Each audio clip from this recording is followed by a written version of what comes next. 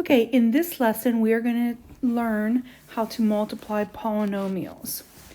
And one thing that's going to help us is by knowing the number of terms in the polynomial. For example, if we have a binomial, which as we recall is 2 terms, and we go to multiply that by a trinomial, which is 3 terms, what we're going to find out is that to be able to complete that multiplication, 2 terms by 3 terms, we are going to have to perform 6 multiplications.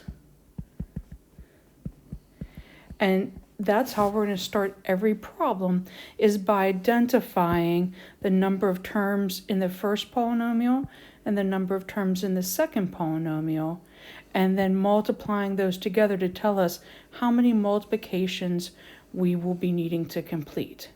We're going to go through 4 example problems. So if you need to watch the video or stop the videos to write down the example problem and work along, please do so. So here's our first example problem. It is 3x squared times 2x squared minus 4x plus 1.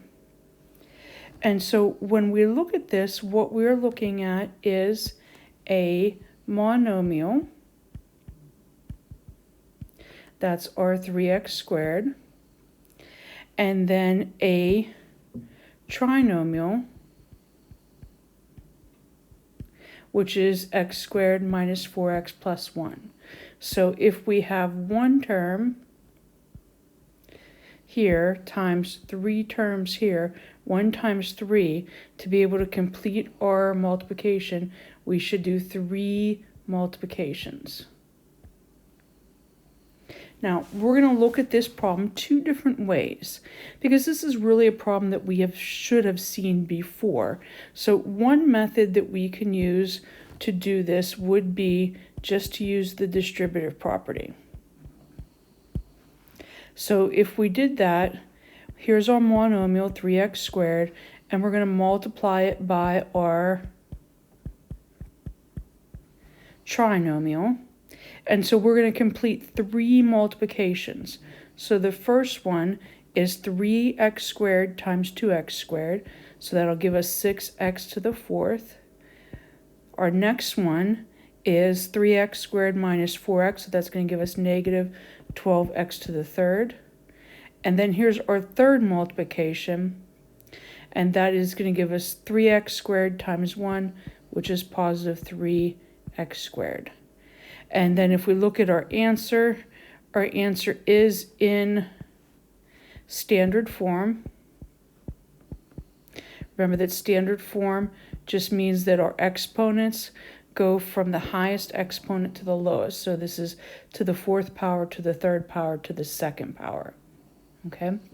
So you can see that right here we did our 1, 2, 3 multiplications. And so distributive property is going to be one multiplication method that we're going to see is very useful. It works with any type of polynomial multiplication. The other one that we're going to look at today is a more of a visual one. And you know I've been trying to give us visuals to help us here. And so our visual is what's called the box method. And so since this was a monomial times a trinomial, I'm going to set up a 1 by 3 box, okay? 1 because my monomial, the 3x squared, will go here. And then my binomial,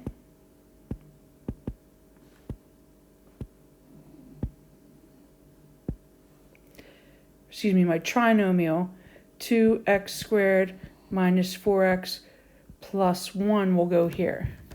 And what the box does is show us the 3 multiplications that we need to complete.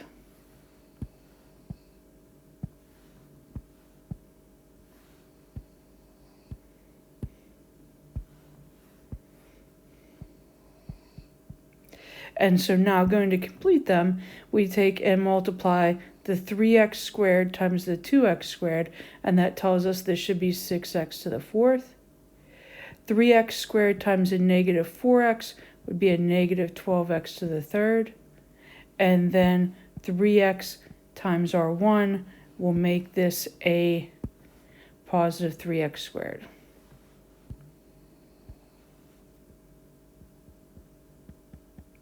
And you can see we still get the exact same answer. And so you have a choice as to which method you want to use, whether you want to use distributive property or if you want to use box. And over the next couple of examples, I'm going to talk about when I personally decide to use which method, okay? But please know up front that either method will work with all types of polynomial multiplication. All right, so here's our next example. Go ahead and write it down.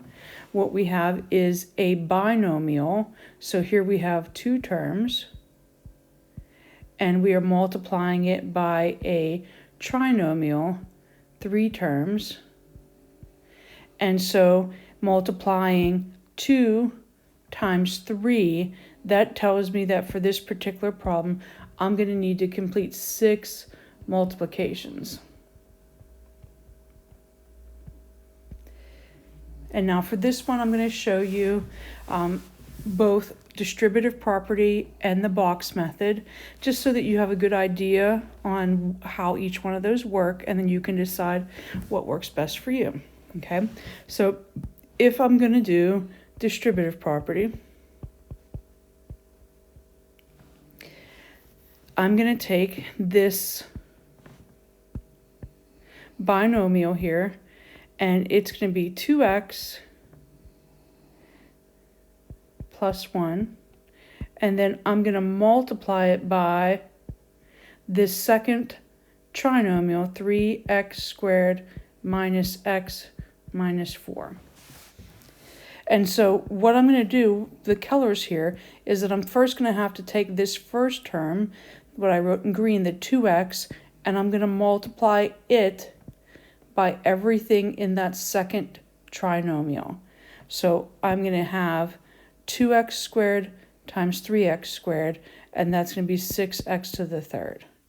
And then I'm going to take 2x times a negative x, and that's going to be a negative 2x squared. And then I'm going to take a 2x times a negative 4, and that is going to give me a negative 8x. So there are 3 of my multiplications. I need 3 more to go. Those other 3 are going to come from taking the positive 1 and multiplying it by everything in that trinomial. So I'm going to take this positive 1, multiply it by 3x squared. Take the positive 1, multiply it by x, negative x. Take the positive 1, multiply it by a negative 4. So there are, you could see that in green I had 3 multiplications, and then in yellow I have 3 multiplications. So I've done all 6 of my multiplications. What's left for me to do is to combine like terms. And so now I'm just looking at this and saying, well, if I have a 6x to the third, are there any other 6x to the thirds? No, that drops down to my answer. I have a negative 2x squared and a positive 3x squared. That is going to give me a positive 1x squared. I have a negative 8x and a negative 1x. That's going to give me a negative 9x. And then I have a constant here that is a negative 4. And that negative 4 doesn't match up with any other constant. That's going to be my answer. And so once again, you could see that our final answer is left then in standard form. Remember, standard form is our highest exponent to our lowest exponent or constant. Okay, so that's distributive property. Let me show you how box may help you here. A lot of times once we get into higher number of multiplications, students like to switch to the box because then they tend not to miss one of the multiplications, and they tend to do a little bit better on sign positive and negative signs also, okay? So since this was a 2 by 3, this time I'm going to have 2 rows and 3 columns. And so I'm going to take my binomial here, and I'm going to write that down as 2x and a plus 1. And then I'm going to take my trinomial, which was right here, and I'm going to write that as 3x squared minus x minus 4. And now I can clearly see that I have 6 multiplications that I need to complete in those boxes. And so now I'm going to complete them. 2x times 3x will give me 6x to the third. 2x times a negative 1 is a negative 2x squared. 2x times 4 is a negative 8x. 1 times 3x squared is 3x squared. 1 times a negative x is negative x. 1 times a negative 4 is negative 4. And now I'm going to be able to combine like terms. And it's really interesting how this works. So when we look at this, see this 6x to the third? There's nothing that matches up with that 6x to the third. So that is going to become part of my answer. Now, when I go to look at my x squareds, do you see how they line up on the diagonal here? So I have a 3x squared and a negative 2x squared, and that is going to give me a 1x squared. And then look at my like terms here. I've got a negative 8x and a negative 1x, and that is going to give me a negative 9x. And then the very last thing is this negative 4, that constant that didn't match up with anything but has to show up in my answer. And so there is minus 4. And you could see that we got exactly the same answer by using distributive property and the box method. They both work for any type of multiplication of polynomials. And so you can choose which one you want to use. And it doesn't matter. You can switch back and forth. A lot of times, if we have 4 or less multiplications, I will just do distributive property. But once we get to 6 or 9 multiplications, I usually use box so that I don't miss any of these multiplications and that it helps me with my sign errors. Okay? All right, so let's look at the next example. So example 3 is 2x plus 1 times x minus 4. And so this one is a binomial 2 terms and a binomial, 2 terms. And so when I multiply 2 terms times 2 terms, then what should be happening here is that I should have 4 multiplications. And since we have 4 multiplications, I'm going to choose to do this one just by using distributive property. Now, if you want to try to use the box, go ahead. We should get exactly the same answer. So I'm going to take this 2x plus 1, and I'm going to distribute it into the x minus 4. So the first thing I would do is take 2x, and I'm going to multiply it into x minus 4. That's going to give me 1 multiplication and a second multiplication. Then I'm going to pick up this plus 1, and I'm going to distribute that into the second binomial, which is x minus 4. There's my third multiplication and my fourth multiplication.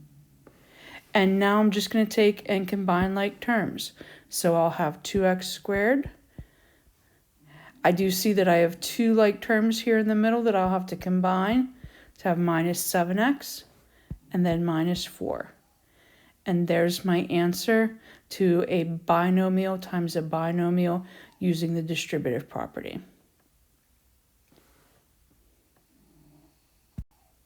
We have one last example. It is a trinomial times a trinomial.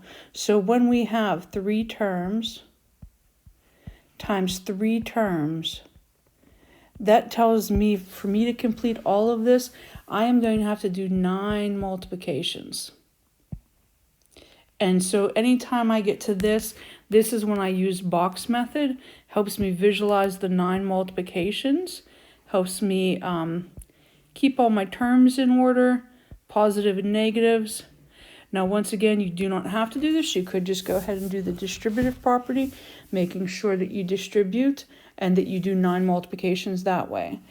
So I would take, and it doesn't matter which polynomial you write, as long as you have them with the correct number of boxes here. So this x squared plus 2x minus 4, I didn't have to write it vertically. I could write it here on the horizontal and then write this one here. Multiplication has the commutative property even with polynomials, and so the order in which we multiply doesn't matter, okay? And then up here I would write the 2x squared minus x plus 1. Okay, so I'm going to take now and multiply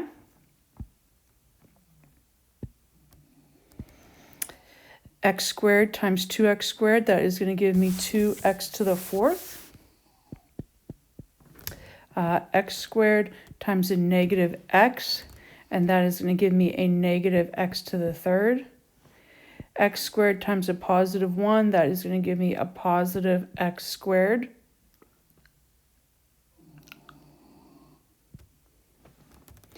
I'm going to have do the second one here, 2x times 2x squared. I'm going to have 4x to the 3rd. I'm going to have 2x times negative x. That's going to give me a negative 2x squared. I'm going to have 2x times a 1, and that's going to give me a positive 2x.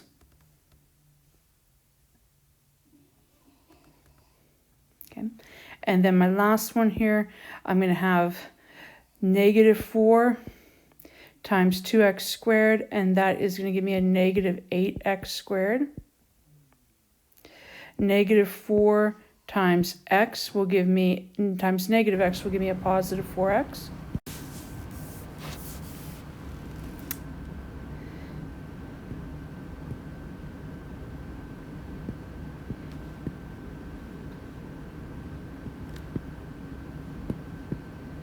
Okay, so we're going to multiply negative 4 times negative x. And that is going to give us a positive 4x. And then negative 4 times 1 will give us a positive 4. And now we're ready to combine like terms. So I have 2x to the 4th. I'm going to combine 4x to the 3rd with a negative 1x to the 3rd, and that is going to give me a 3x to the 3rd.